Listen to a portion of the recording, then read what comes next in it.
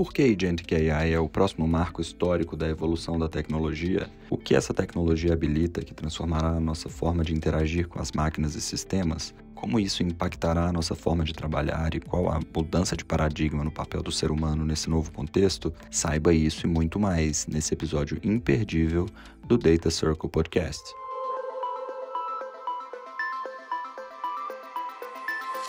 Bem-vindos e bem-vindas ao Data Circle Podcast, nosso podcast sobre AI e negócios, onde a teoria encontra a prática. Salve, salve, membros do Data Circle, a nossa comunidade que une a tecnologia com os negócios. Estamos aqui para mais um episódio do Data Circle Podcast com Olivia. Tudo bom, Olivia? Tudo bom. Animada para o episódio de hoje? Sim, como sempre. Boa. Mais um frequentador assíduo aqui do podcast, o Ed. Fala aí, Ed, tudo bem? Pessoal, boa noite. Muito bom estar aqui de volta. Boa. Outro frequentador assíduo também, Vitor Coimbra. Todos são, né? Todos são. Eu sou menos assíduo daqui de hoje. E hoje a gente vai falar sobre um tema novamente extremamente especial, mas esse de fato ele é diferenciado, porque o nível da promessa que esse tema traz para a mesa da tecnologia aqui é um nível acima e talvez seja a maior promessa e a maior revolução do que a gente tem visto nos últimos tempos, e é Agentic AI. E aí, pessoal, o que vocês têm para falar sobre Agentic AI agora em 2025? Cara, vou deixar o Ed começar, né? Será começar dando a aula aí. Bom, eu acho que a expectativa é muito alta, né? Eu acho que a gente já está vendo alguns resultados sendo concretizados dessa iniciativa. Eu acho que o investimento ano passado foi, assim, astronômico, né? E agora a gente começa a ver, a concretizar algumas plataformas, uma forma de que um framework de que funciona, como funciona a tecnologia, como é que você deve implementar. Eu acho que começa a ficar mais concreto e aparecer os use cases agora. Então acho que é algo que já está pronto para ser usado. Só para...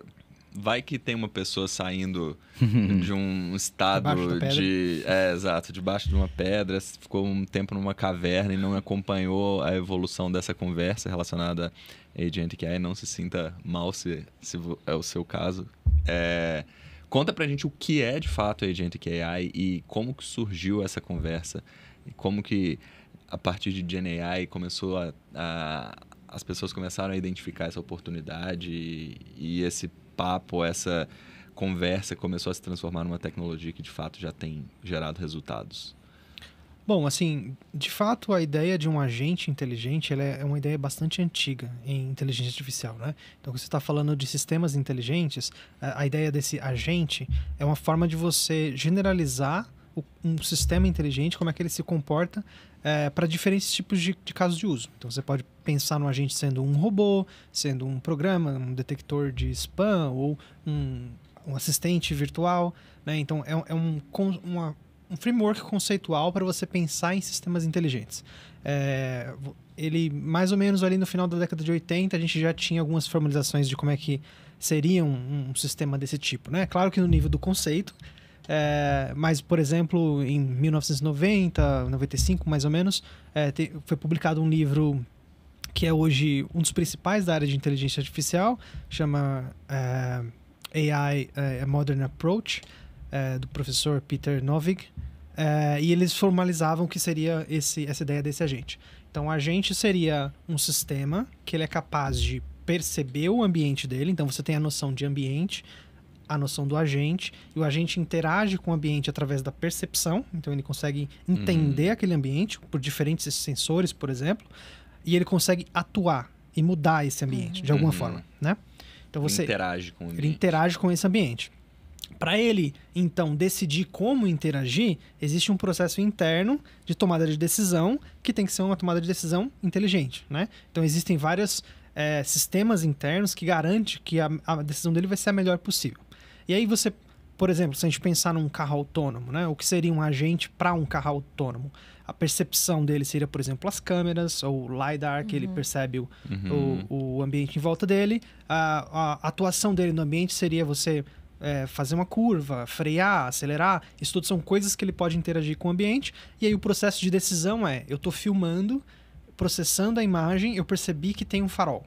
Então, qual é a decisão que eu tenho que tomar? É frear se estiver vermelho, acelerar se estiver verde. Né? Esse é um exemplo bem simples, mas implementar esse sistema é muito mais difícil do que a gente tinha antecipado. Né? Então, embora em 1990 a gente já tinha ideia do que deveria ser implementado, implementar de fato é muito mais complicado porque o mundo real tem muita variabilidade. Né? Então, carros autônomos, por exemplo, é algo que ainda está em desenvolvimento.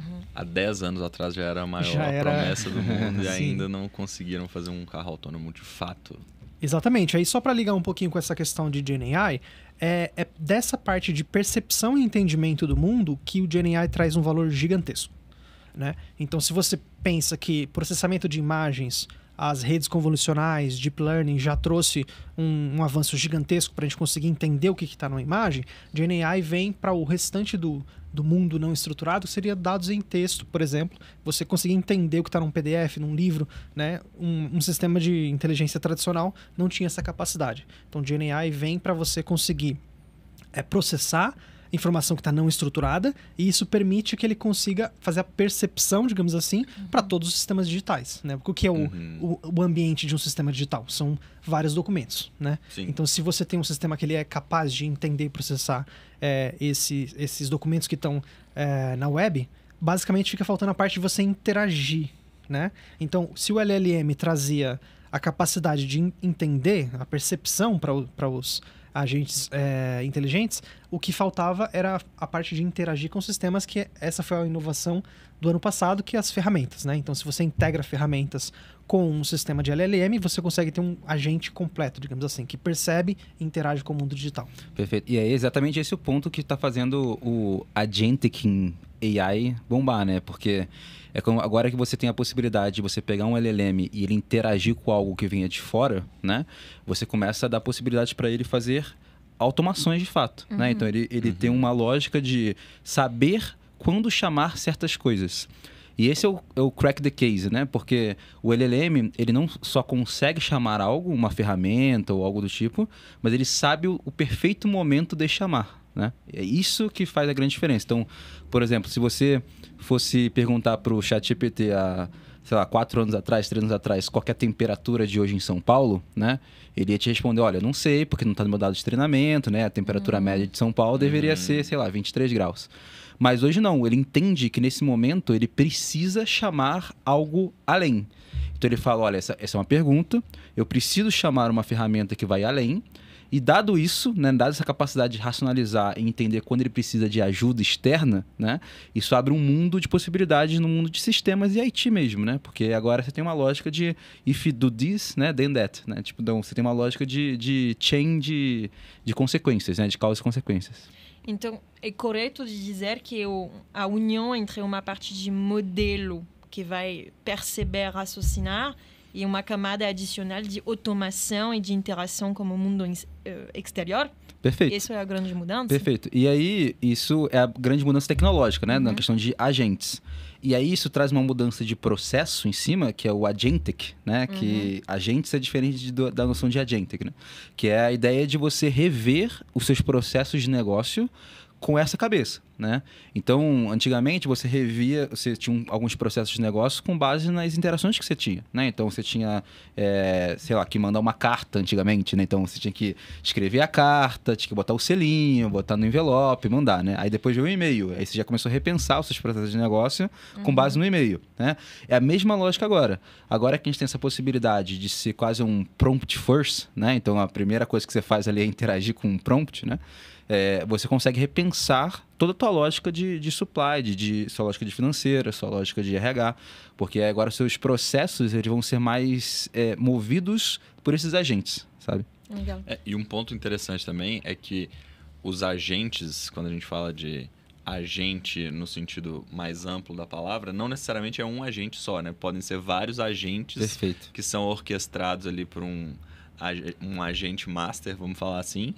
E no fim, toda uma cadeia, todo um processo pode estar atrelado a um agente que vai chamando pequenos agentes ali, fazendo pequenas tarefas, chamando uma API para trazer um dado externo. Automatizar um workflow inteiro e... Perfeito. É muito comum quando a gente pensa em principalmente dado o chat GPT, né, que é um chat, né, que a gente pensa em LLMs como se fossem chatbots, né? E só isso, né? A gente tem essa ideia.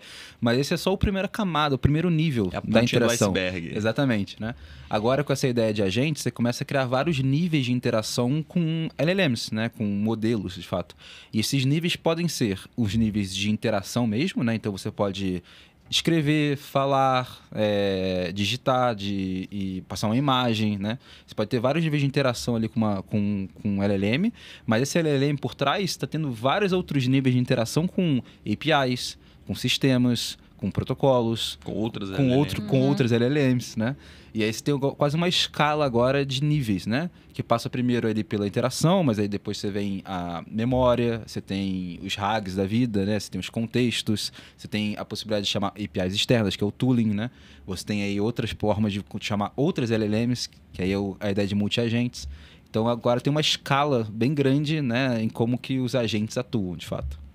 No fim, você vai montando quase que um building blocks ali, né? Um Lego de agentes que vão se complementando dentro de um sistema que não tem necessariamente uma limitação, né? Você pode conseguir expandir ele para um workflow, e daqui a pouco outro workflow, outra área.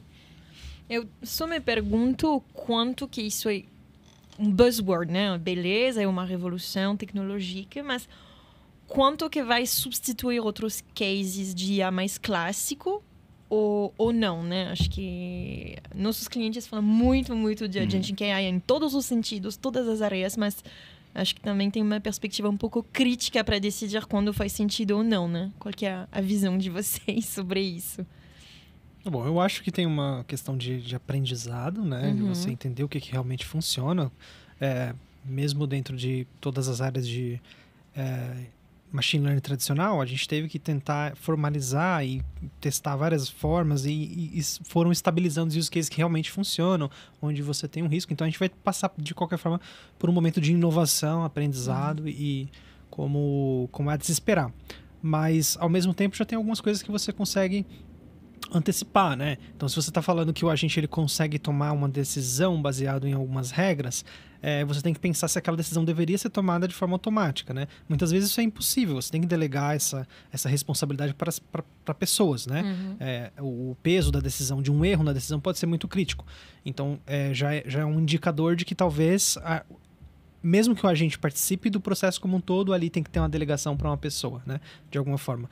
E também tem uma questão de complexidade, né? Hoje, o nível de tecnologia, do jeito que ela está, se você tiver 2% de erro, que é uma taxa de erro bem aceitável, né? Pessoas cometem mais erros do que essa taxa, e você tiver vários passos, né? O erro acumulado pode ser gigantesco, que você não consegue antecipar isso. Então, você tem que pensar na complexidade da tarefa. Quantos passos você precisa para que aquilo seja executado? E aí você pensar que talvez aquilo seja complexo demais para um agente só resolver.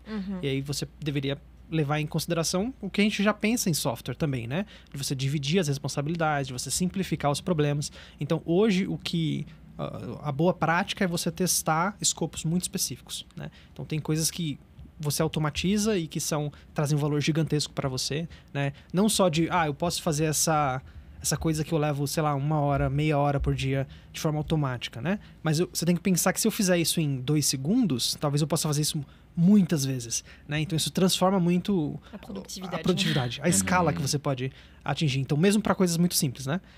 Então, essa parte interessante algumas coisas já funcionam muito bem. E aí também tem alguma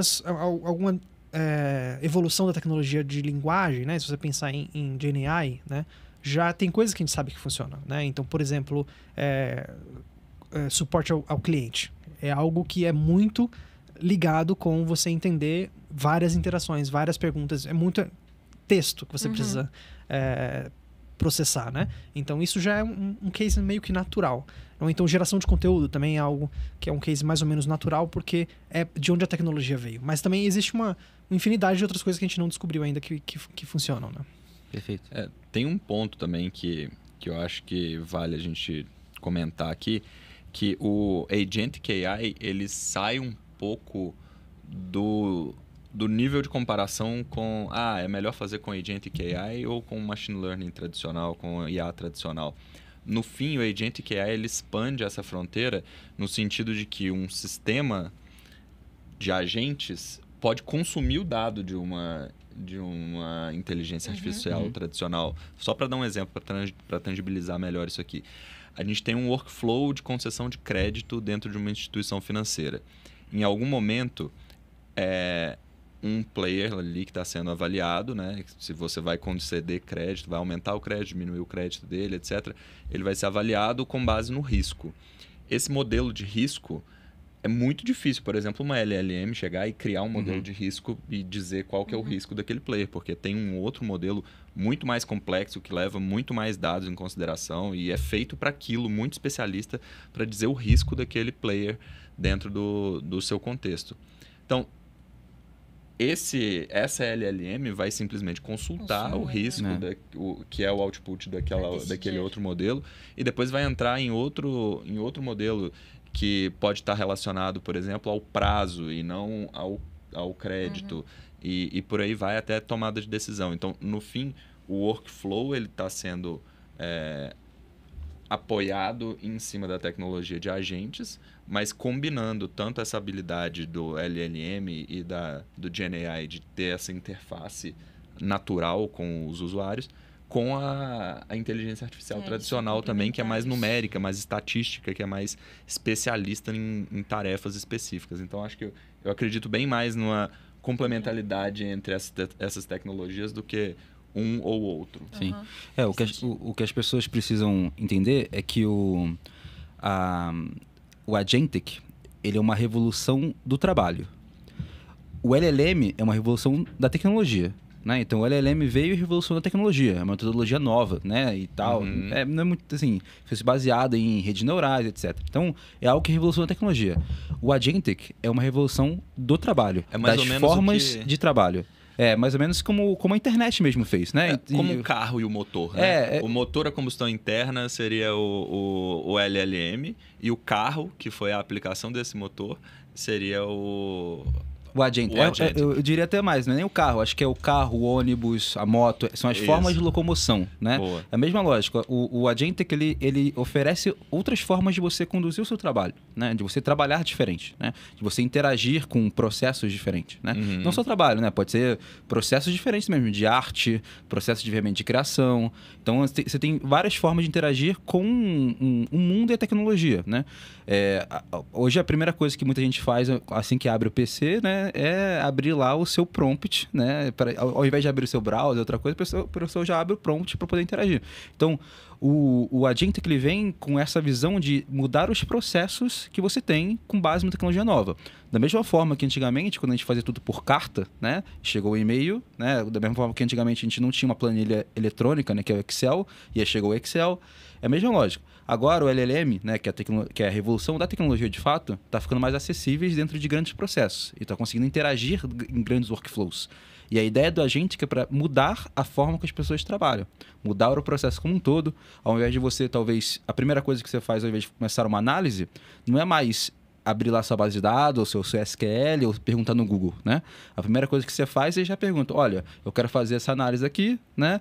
Quais são as hipóteses que eu preciso pensar? Será que tem algum dado na minha empresa? E você faz essas perguntas com base num chat, por exemplo. Então, você vê que muda totalmente a sua forma analítica de montar uma apresentação, por exemplo. Ao invés de começar ali, fazer um brainstorm, tentar pensar, fazer um papelzinho, caneta para você pensar na sua storyline ali, você pode montar isso com base em perguntas. Você vai perguntando, olha, eu estou pensando em montar essa apresentação, queria botar esses elementos, você tem alguma ideia? O que eu posso botar mais? Entendeu? É quase um validador de hipóteses. Então, ele muda a forma que você interage, de fato, né, com as coisas, né? Eu acho interessante esse ponto que o Vitor trouxe, porque logo no começo, quando a gente estava vendo o efeito que as LLMs estavam tendo em como você constrói produtos de dados, produtos de software, né? Era interessante você ver como, se você vai fazer um software, um programa, você tem que escrever em uma determinada linguagem, né? E agora, você não precisa necessariamente escrever em Python ou em Java, você pode escrever em linguagem natural e o computador vai conseguir te entender. E acho que essa é a revolução que traz, né? A produtividade, a inércia, ou a fricção que existe entre a sua comunicação com o computador reduz muito. E aí você consegue abrir para muitos tipos de usuários diferentes, né? Conseguirem fazer com que a máquina faça o que ela quer, sem necessariamente ela ter um degrau gigantesco para aprender a falar uma linguagem de máquina, né? Agora a gente tem uma linguagem uma interface muito mais direta, mais acessível, né? Isso é transformador. Não, e a máquina ela pode fazer coisas que a gente não consegue fazer, né? Ela consegue processar muito mais informação, ela consegue talvez explorar o espaço que a gente não consegue respirar. Então, se você conseguir democratizar o acesso ao controle, né, de instruções, né, para uma máquina, isso abre muitas possibilidades. Para mim, esse é o Agentic AI de fato, né? É você garantir essa intermediação, né, entre a pessoa, né, e a máquina de uma forma mais seamless possível, né? Sim. E agora, assim, dentro desse nível de autonomia desses sistemas que começam a ser possíveis com essa tecnologia, o ser humano ele fica cada vez mais como a ponta do iceberg, voltando naquele exemplo que a gente falou, dentro do sistema, né? Então, acaba que você dá um input, mas o restante, todo que acontece por ali, você não precisa estar no loop para as coisas acontecerem. Tipo, qual consulta eu preciso fazer para chegar nessa informação? Antigamente, você chegava numa pergunta e você tinha que dar exatamente a instrução para o sistema ir lá e correr atrás do que era necessário para você finalizar a tarefa. Hoje, com esses sistemas inteligentes e com o advento do Agentic AI, você consegue dar uma instrução basicamente no problema que você quer resolver e aquele sistema pensa na solução por você. Então, entre aspas, né? Não necessariamente assim, mas acaba que na prática acaba sendo isso, porque ele vai raciocinar em qual dado ele precisa para responder aquela pergunta, qual processo ele precisa para responder aquela pergunta ou para fazer aquilo que é necessário, e um agente comunicando com outro agente, chegando com um resultado, e no final chega o resultado que eu quero ali, que sai do sistema, mas eu nem sei o que aconteceu ali no meio do mas caminho. tem um ponto, que tem uma frase que eu gosto muito, que chama AI doesn't get fired, né? Tipo, você não pode demitir a AI, né? Ela não é demitida, ela não é demitível, né? Então, no final do dia, né? Acho que aqui é exatamente isso. As relações de trabalho, elas vão mudar um pouco, né? Porque antes você precisava gastar tempo, né, pensando em vários microprocessos até você chegar na pergunta que você quer, né? Então, por exemplo, alguém te pede uma análise super complexa. Você tem que fazer milhões de queries em SQL. Onde está o dado? Qual você tem que falar qual tabela que tá para montar uma apresentação, para botar num board executivo, entendeu? Todas as etapas agora, meio que elas vão conseguir ser totalmente automatizadas, né? E mais, você volta para o foco da discussão, que é: essa análise faz sentido? Entendeu? Essa hipótese faz sentido? Será que isso aqui é a melhor forma de eu pensar mesmo? Isso é onde o ser humano vai continuar a brilhar e sempre vai brilhar, né? Então, ele volta para o centro. Então, para mim, eu vejo como sendo um processo de trazer o ser humano de volta para o centro da hipótese do trabalho, né? Ao invés de a gente passar muito tempo em microtasks para tentar realizar uma tarefa final, a gente volta, né, para a validação da hipótese mesmo, né? Para a criatividade, para o processo de pensar. E isso, para mim, é a grande revolução que as empresas precisam se adaptar. Porque agora você não vai começar uma análise, né? É muito diferente, né? Você fala assim, eu quero uma apresentação para amanhã para falar sobre esse tipo de coisa, né? Não é muito mais bem assim. Talvez você já tenha acesso a todos esses dados. Você não precisa de alguém para fazer a apresentação para você. Você pode ir lá para o ChatGPT e falar assim, olha, queria consultar esse processo, né? E ele já vai saber, né? Então, essas etapas, elas vão ser muito mais otimizadas para que você tenha mais tempo, né, para tomar as melhores decisões de fato, né? E esse processo de gestão, ele precisa ser bem mais otimizado, né? Essa é a jornada também de aprender a usar, né, o Agentic, porque senão, no final do dia, você vai estar só utilizando uma tecnologia para automatizar a criação de apresentações para criar apresentações, né? Você vai ficar num looping de usar um puta agente, assim, muito bom, que vai te fazer uma apresentação mais rápido, que essa apresentação talvez vai servir para fazer uma outra apresentação e assim vai, entendeu? Acho que no processo muito aprendizado precisa acontecer, né? Para a gente conseguir, de fato, dominar a tecnologia e usar a tecnologia da melhor forma. Acaba que é um mundo novo, tá todo mundo aprendendo. Ninguém é especialista, ninguém tem um ano de experiência com Agentic AI, porque a tecnologia tem esse tempo, né? Então, acho que no nos próximos passos aqui, a gente vai testar muita coisa que vai dar certo, muita coisa que vai dar errado. E no fim, vai todo mundo aprendendo junto como lidar com essa nova tecnologia.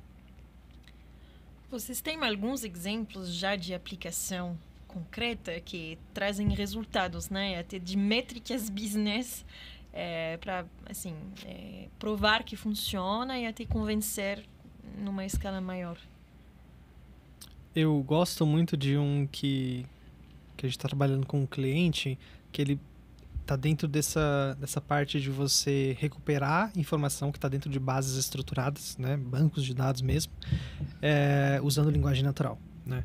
Então, antes você está dentro de uma lógica de um BI, né? Você precisa de uma certa consulta. Então, a pessoa de negócio que quer um resultado precisa abrir um processo com um time de técnico do BI para você criar um dashboard novo. Ou então, você pedir para que aquela query seja executada e traga o resultado para você no formato de relatório.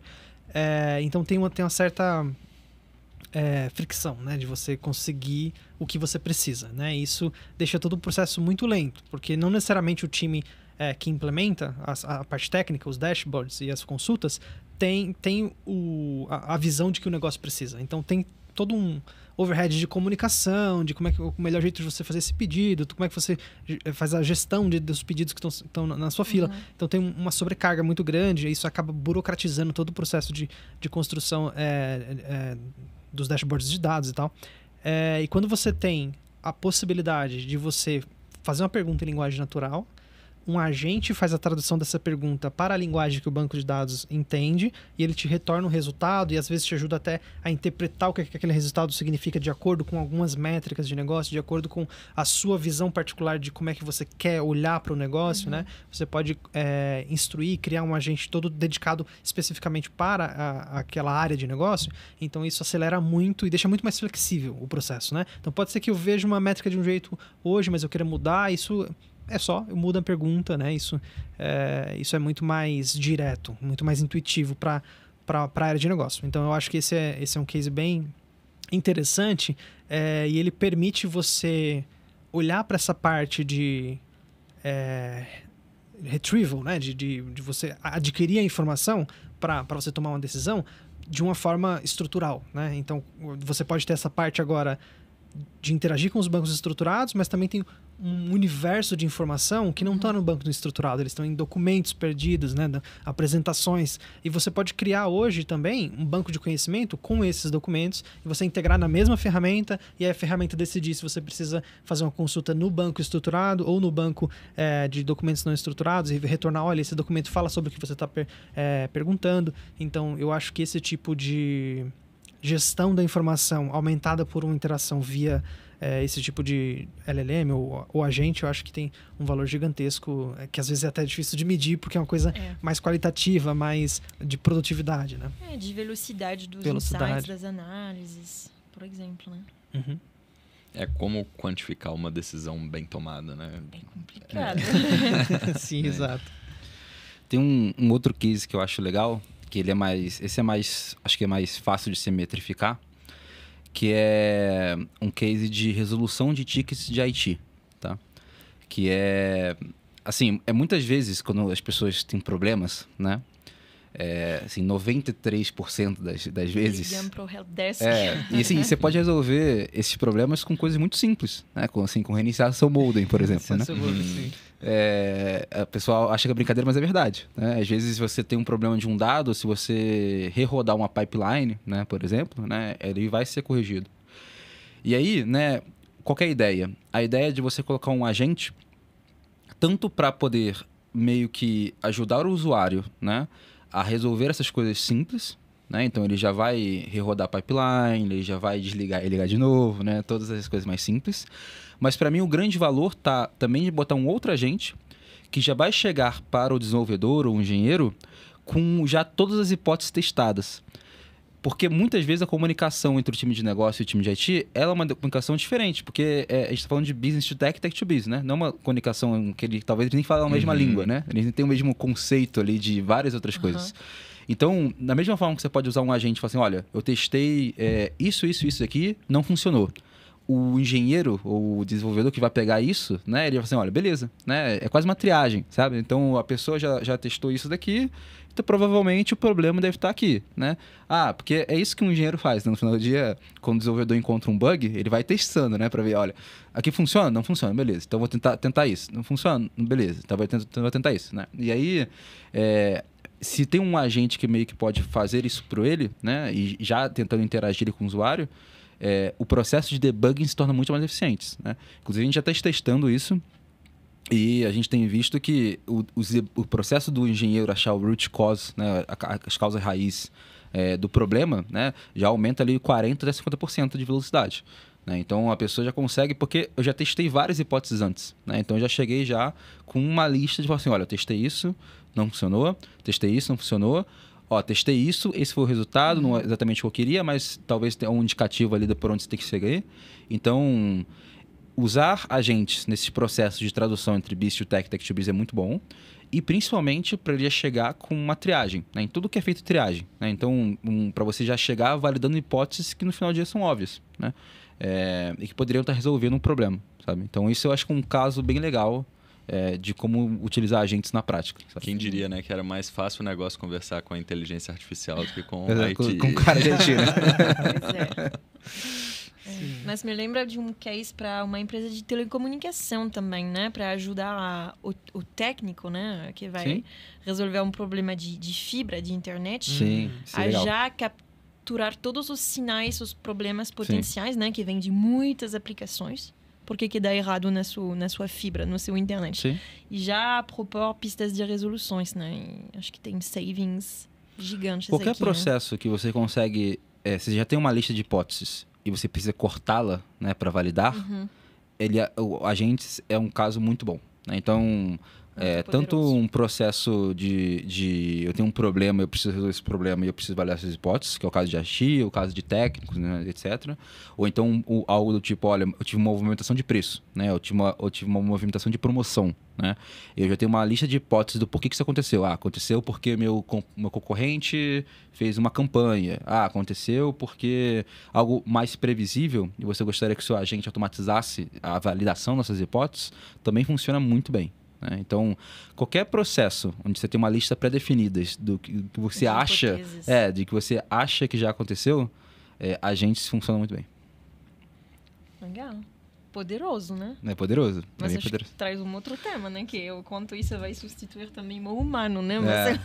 Mas é isso, né? A AI doesn't get fired, né? Então, a AI não é admissível. No final do dia, o ser humano que vai ter que tomar, digamos assim, a decisão final. Tem um caso, Ed, que eu acho que seria legal de ouvir, que você fez, que é o caso das synthetic personas, né? Das pessoas sintéticas. Sim, verdade. Eu acho que é um caso que marcou muito, cara, e acho que foi bem legal. Eu acho que dentro dessa parte de marketing, o potencial de você aplicar esse tipo de tecnologia é gigantesco, porque a gente está lidando sempre com linguagem, com interpretação, com algumas sutilezas de variar o tom, por exemplo, de uma determinada mensagem, né? E eu acho que esse tipo de tecnologia de linguagem traz muito valor, né? Então, a gente tinha um cliente que estava num processo de geração de campanhas de marketing, né? E você fazer os criativos já é difícil, né? Então, você fazer o brainstorm de como é que deveria ser a campanha, validar a estratégia, depois você produzir os criativos, né? Você medir se o criativo está tendo o efeito que você queria ou não. Todo esse processo é muito caro, trabalhoso. Você depende, por exemplo, de pesquisas com usuários reais, que você tem que criar grupos de controle, você expõe o conteúdo e faz a pesquisa. Então, tudo isso é muito caro, né? Então, o cliente ele tinha um grande criativo que ele produzia. Aí ele validava com um método tradicional, com fazer exposição de grupo controle e tal. Mas para os pequenos criativos que ele produzia, ele não achava que valia a pena o custo de você fazer isso para cada pequeno criativo, né? Então, a ideia seria, já que a gente não pode, então, criar um agente que vai nos antecipar essas avaliações para esses pequenos criativos que são mais rápidos de avaliar, né? Ou validar se está em linha com a estratégia, se está em linha com a política da empresa. Então, tem várias coisas que você pode avaliar do ponto de vista qualitativo que é difícil você criar um modelo tradicional para fazer isso, né? Então, a ideia seria essa da gente tentar criar a ideia de personas, né? Então, a primeira parte a gente usa um método de agrupamento de clientes, que é mais tradicional, né? Com técnicas de clustering, mas depois disso a gente enriquece usando um agente baseado em LLMs, né? Então, a gente vai criar uma base de dados de conhecimento com, por exemplo, reviews de clientes antigos, né? Anteriores sobre o produto, sobre campanhas também, por exemplo. Sobre informações demográficas dos grupos, e a gente vai criar diferentes grupos e esses grupos vão enriquecer um agente em particular. E aí você pode interagir com esse agente e pedir validação do conteúdo que você produziu. Você pode, por exemplo, dizer, tá, eu tenho esse criativo original aqui, mas eu queria adaptar para tal contexto, ou para tais contextos, né? Que aí você, em vez de você mesmo escrever uma vez, você pode fazer dezenas. Então, abre a possibilidade de você entrar num ritmo de hiperpersonalização, né? Então, se a gente já falava de personalização usando a AI, agora a gente consegue automatizar muitas produção de conteúdo e num nível de especialização muito grande. Muito granular, né? Muito granular. Esse é o primeiro passo, ou não necessariamente o primeiro, mas um passo na direção da hiperpersonalização, no sentido de você antes tinha um segmento grande de clientes que você fazia essa separação em grupos maiores. Daqui a pouco você consegue fazer clusters cada vez mais específicos de clientes. E aí você consegue, com a GenAI, criar personas a partir desses clusters mais específicos. Porque a complexidade não aumenta tanto para quem está trabalhando na área, porque quem vai lidar com a quantidade de personas e com a forma de comunicar com essas personas não vai ser a pessoa da área de negócio. A inteligência artificial vai apoiar nesse sentido.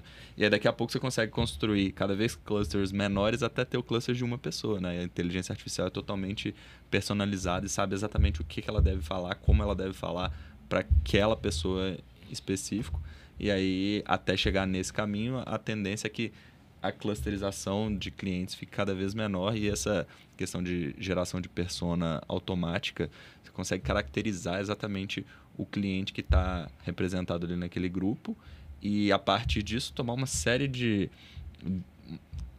de tomadas de decisão sobre como comunicar, o que comunicar, qual produto ofertar e tudo mais, com base nos próprios dados que você já tem dentro da empresa, mas você só está alavancando a utilização desses dados com a inteligência artificial. Acho que é um baita use case. Do ponto de vista de mercado, eu acho que um dos grandes objetivos do mercado hoje é criar o agente que vai estar no seu celular, observando tudo que você faz e vai quase substituir você em algumas situações, né? Imagina o valor de negócio que não existe você criar esse companheiro automático, né? Autônomo.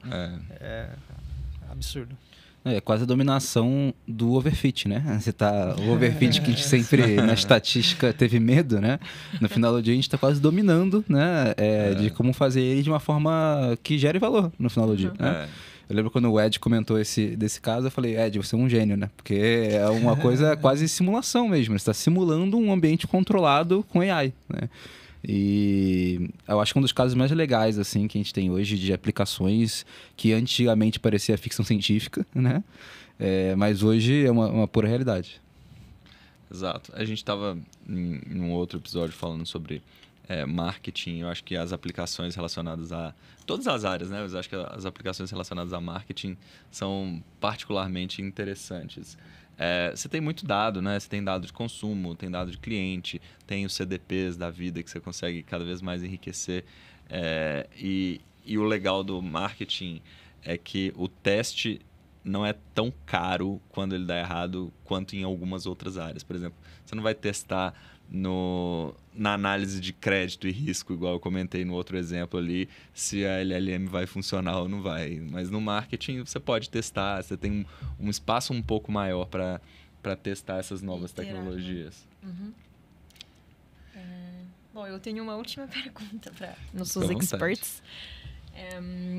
Bom, talvez mais de metodologia, né? Acho que o Ed, você comentou de olhar para pequenas automações, pequenos escopos, né, assim, para começar, mas qual que seria o primeiro passo, assim, para algum cliente empresa que quer começar com Agentic AI, para que seja um sucesso e não só um pouco uma tentativa que talvez não vai escalar? Eu acho que existe uma questão contextual, né, de conjuntura da empresa, que você precisa entender quais são os seus objetivos especificamente, né? Mas eu acho que pensando no nível que a tecnologia já está e alguns produtos que existem, a primeira coisa que eu acho que tem muito valor é você pensar em adoção, né? De você conseguir garantir que as suas pessoas se atualizem, né? Que o seu time se atualize e consiga entender como elas podem usar a tecnologia dentro dos seus processos. Porque a partir daí você já está meio que distribuindo, delegando, né, essa experimentação para o seu time inteiro. Né? Então, acho que isso é um jeito de você possibilitar inovação, né, e transformação dos processos. Então, acho que você garantir que as pessoas têm acesso a ferramentas que elas podem experimentar, que sejam enriquecidas por esses tipos de tecnologia, seria o primeiro passo que é extremamente transformador, né? A outra parte é você começar a pensar de uma forma um pouco mais estratégica como é que o seu negócio em específico pode ser impactado e transformado por essa tecnologia. Então é você pensar, como o Vitor explicou, né, de que como é que isso transforma bastante os processos, é você tentar pensar hoje o que eu faço, como exatamente eu faço, porque muitas coisas a gente faz, a gente não pensa porque está no automático, né? Mas quando você está pensando em automatizar, você tem que entender quais são aquelas etapas, né? Então, você ter realmente uma due diligence de você entender quais são os seus processos e aí você identificar as oportunidades ali de automação usando essa tecnologia e começar a priorizar, né? Então, existe aqui essa parte, eu acho que tem muito valor, né? E não vai ser tão difícil assim implementar. Vamos colocar em use case para rodar, vamos começar a integrar no processo, ver o que a gente aprende e como é que a gente pode ir evoluindo aos poucos e transformando os meus processos em um processo aumentado por essas tecnologias. Então, acho que essas duas grandes iniciativas acho que valem muito a pena, né? A adoção e experimentação distribuída, mas também uma visão estratégica centralizada de onde você quer chegar com esse tipo de tecnologia. Legal.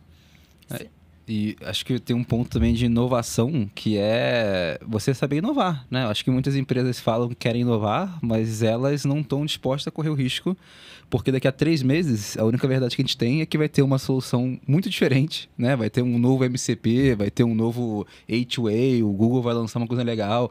Então, a tecnologia vai mudar muito em 6, 12, 1 ano e meio, né? E a capacidade de se adaptar de uma forma rápida, né, é o que importa muito, né? E aí a gente vê muitas empresas, né? Eu lembro que há uns 2 anos atrás muita gente estava torrando dinheiro em caso de GenAI, né? Porque queria torrar dinheiro em caso de GenAI, né? E agora com agentes, né? Acho que o processo ele tem que ser, você tem que se preparado para inovar, né? Claro. Mas inovar de uma forma escalável também. Inovar sabendo que daqui a 6 meses vai vir alguma coisa nova e você precisa, de uma forma incremental, botar na sua base. Não é sair inovando, destruindo tudo que você tem para depois construir de novo porque chegou uma buzzword diferente, né? Acho que você tem que ter um processo de inovação muito claro, né? E a gente tem alguns casos muito legais, né? Que eu acho que vale muito de clientes que estão com a gente já há 5 anos, né? Que a gente começou lá com machine learning clássico, né? Pô, os primeiros cases foram cases que na época, sei lá, forecasting, já era econometria, já era uma coisa já avançada para a indústria. E aí esse case, né? Agora, em cima dele, né? Você está utilizando talvez um chatbotzinho para interagir com esse modelo. E aí agora esse chatbotzinho já está chamando o modelo de forma automática. Então é uma construção, né? Não é que o pessoal falou, olha, eu vou parar de investir aqui em modelos clássicos de machine learning para poder investir em chatbot, né? Não, as grandes empresas que se destacam no mercado são aquelas que conseguem inovar de uma forma estruturada e a tecnologia é saudável. E a tecnologia nova, ela funciona como sendo um incremento da antiga, né? E assim você vai construindo a sua pirâmide. Porque senão você vai acabar num looping onde você vai ter muita POCs, muito MVP, muito caso de uso, que nenhum gera ROI. Por quê? Porque o ROI, de fato, ele é construído, né? Ele vai ser um processo de construção tecnológica, né? Ele não vai ser algo que, eu achei uma fórmula mágica aqui, agora botei um chatbot, um GPT e tudo vai dar certo, entendeu? É muito diferente. No fim, a visão de produto é muito mais importante do que propriamente a tecnologia. Obviamente que a tecnologia é importante, mas a tecnologia é muito mais um meio, é muito mais a estratégia de inovação fazer do que propriamente o que ela está fazendo. Acho que uma diferença do buzz que a gente teve, né, do hype do GenAI, principalmente ali no ano passado, principalmente, com o que a gente está falando agora de Agentic AI, é que o GenAI ele tinha uma característica muito peculiar de ser muito fácil criar POCs, né? Era muito simples você chegar e criar um chatbot, criar uma POC de GenAI. Só que a visão de produto sempre era o gargalo. Muitas POCs não foram para frente justamente porque não teve uma estratégia, não teve uma visão de produto, não teve um estudo mais aprofundado qual o problema de negócio que eu estou querendo resolver com aquela implementação. Como era muito fácil, eu vou lá e faço. Aí dá aquele efeito uau no início, né? Pô, tô conversando com o computador, olha que legal. Mas aí o computador tá falando um monte de abobrinha lá depois e aí perde a confiança naquilo. O Agentic AI, como ele tem um grau de profundidade um pouco maior por si só, né? De ter essa necessidade da comunicação e tudo mais, eu acho que a criação de produtos de Agentic AI demanda um nível de maturidade um pouco maior do que aquela época das POCs de GenAI que a gente via. Apesar de muitas das tecnologias de GenAI estão dando suporte para o que a gente está vendo agora de Agentic AI. Mas aí o que eu quero dizer com isso tudo que eu estou falando é que, de novo, a gente volta desde lá de trás, quando a gente estava comentando sobre desenvolvimento de software, de criação de produtos digitais que muitos deram errados lá atrás, na época do Manifesto Ágil e tudo mais, que o pessoal fazia aquele plano enorme de execução do produto, e aí no final chegava, o produto ficava pronto depois de 2 anos e ninguém mais precisava daquele produto porque ele já era obsoleto. E aí foram criando as metodologias ágeis para ter um certo nível de flexibilidade no desenvolvimento para a construção do produto.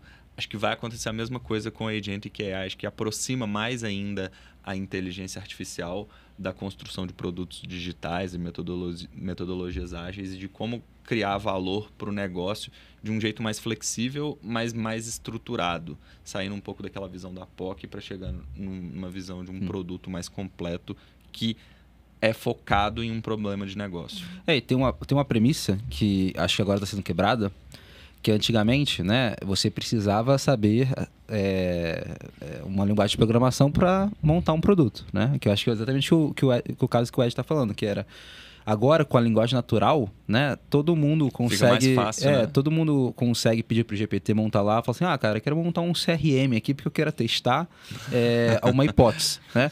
Não é que esse CRM vai entrar, né, para produção para milhões de usuários, né? Mas ele é uma forma rápida de você pivotar uma hipótese, né? Então, acho que o sentimento aqui agora é que as áreas de negócio, né, com acesso a esse tipo de tecnologia, vão conseguir chegar para o time de tecnologia com hipóteses muito mais validadas, né? Então, às vezes, ele percebe que ele consegue fazer uma planilha ali em VBA com a ajuda do ChatGPT que já resolve todos os problemas dele, né? E ele já chega para o time de tecnologia e fala assim, olha só, essa planilha aqui está funcionando, está dando esses são os processos que funcionam, né? Agora eu preciso produtizar, mas ele já chega com um MVP pronto, né? Ele já chega com, olha, isso aqui já funciona. Então, tem uma aceleração muito rápida, né? Que você empoderar as áreas de negócio para conseguirem criar produtos também, né? Porque agora elas conseguem criar produtos pedindo, né? Literalmente pedindo coisas. E esses produtos ajudam ela a validar as próprias hipóteses, porque às vezes ela percebe que ela nem precisa daquele produto, né? A gente vê muito do tipo, olha, cara, eu preciso de uma dashboard, não sei o que lá, para resolver isso daqui, né? E aí no final do dia ele mesmo cria a dashboard e ele mesmo percebe que não precisava. Então você resolve vários problemas de adoção. Enquanto antes você tinha que passar isso para um time de BI, que montar dashboard, e aí devolver para o cara de negócio, o cara de negócio não usa, e aí falar que você tem um problema de adoção. Não, ele ainda reclama do dashboard, aí você vai ver, com certo dashboard, ele vai ver número de acessos, tipo, nenhum. No mesmo então acho que também tem uma educação legal para todas as pessoas de negócio, inclusive os nossos ouvintes aqui de negócio, que é saber usar AI, né, para você validar suas próprias hipóteses, né? Então, para você se empoderar e conseguir chegar para os times de tecnologia, né, já com coisas mais robustas e validadas, né? Isso é bem importante. Mas pelo que o Ed comentou, acho que também tem um pré-requisito muito forte que é entender o processo, né? Até mapear o processo de ponta a ponta. Então, talvez vai mudar nossas próprias carreiras como process analyst, não sei, mas acho que é uma parte muito, muito importante, né? De formalizar e entender quais são os passos, né, para realizar uma ação no negócio. Sim. É curioso, porque algumas provas de conceito que chegaram na gente virtualmente absurdas, né? De que eu quero automatizar a gestão do meu invoice, né? Ou então você tem um processo de estimativa de preços e eu quero que o chatbot pegue essa planilha aqui e estime tudo para mim. E você vai pelo processo de discovery passando, ok, mas quais são os passos para a gente chegar lá? E aí você descobre que aquilo, na verdade, é gigantesco, né? De que a complexidade é muito grande, a pessoa não sabe porque aquilo está distribuído, porque aquilo é feito de forma mais ou menos intuitiva, está dentro da cabeça da pessoa um monte de hipóteses, né? Então, eu acho que isso traz uma visão aprofundada de onde você precisa conhecer e padronizar os seus processos, mas também, às vezes, você até identifica coisas que não estão funcionando mais, que aquilo é uma tradição muito antiga, que não é efetiva, né? E isso também traz uma eficiência para o processo, né? Exato. Pessoal, acho que a gente está chegando na conclusão de que muito vai mudar, muito já mudou, muito ainda mais vai mudar. Acho que a forma da gente trabalhar vai mudar, a forma da gente interagir com a tecnologia vai mudar. Acho que cada vez menos vai ter espaço para aquela confusão, para aquele discurso. Eu não sou uma pessoa técnica, então não vem falar tecniquez comigo, porque o tecniquez está invadindo, não tem mais jeito de fugir dele. Ou o contrário, né? Sem o tecniquez, você já está conseguindo conversar tecnicamente. Acho que tem a questão dos processos, que vão ser muito importantes, especificamente para Agentic AI, no sentido de workflow automation, como a gente consegue usar essa tecnologia para automatizar frentes de trabalho todas. A gente precisa entender quais são essas frentes de trabalho, quais são as atividades envolvidas naquele processo e toda a tecnologia que entra como habilitador ali de um agente conversando com outro agente e o ser humano não precisando necessariamente estar no loop, e aí nós, como seres humanos, tendo muito mais o papel de fazer a pergunta certa do que saber necessariamente a resposta, porque saber a resposta está cada vez mais fácil. Agora, a pergunta certa ainda continua sendo uma tarefa que a gente ainda, pelo menos durante um bom tempo, deve ser quem vai tomar as rédeas aí de fazer as perguntas certas e tomar as decisões a partir de toda a informação que vai estar disponível para a gente. Sim. O pessoal que leu ali os Mochileiros da Galáxia, né? O Guia dos Mochileiros da Galáxia, lembra exatamente disso, que no final do dia o que importa é a pergunta que você quer responder, né? Não é a resposta, o computador vai conseguir fazer ela para você, calcular muito mais rápido, entender muito mais dados, né? Mas no final do dia o que vale mesmo é a pergunta, e essa pergunta o computador não consegue fazer. E você tem que vir de você, isso, né? Isso traz muito a criatividade do ser humano de volta ao seu princípio, né? Muito bom, pessoal. Muito obrigado. Passou bem rápido aqui a nossa conversa. Obrigado, Olivia. Obrigado, Ed. Obrigado, Vitor. Vamos conversar mais vezes sobre esse assunto, porque cada dia tem mais novidades nesse tema. Então, fico ansioso aqui para a gente fazer um recap dessa conversa com atualizações do mercado e de novos use cases para a gente conversar aqui. Muito obrigado. Obrigada. E é isso, pessoal. Segunda-feira tem mais. Boa noite, pessoal. Tchau, obrigado. tchau. Até mais. Tchau, tchau.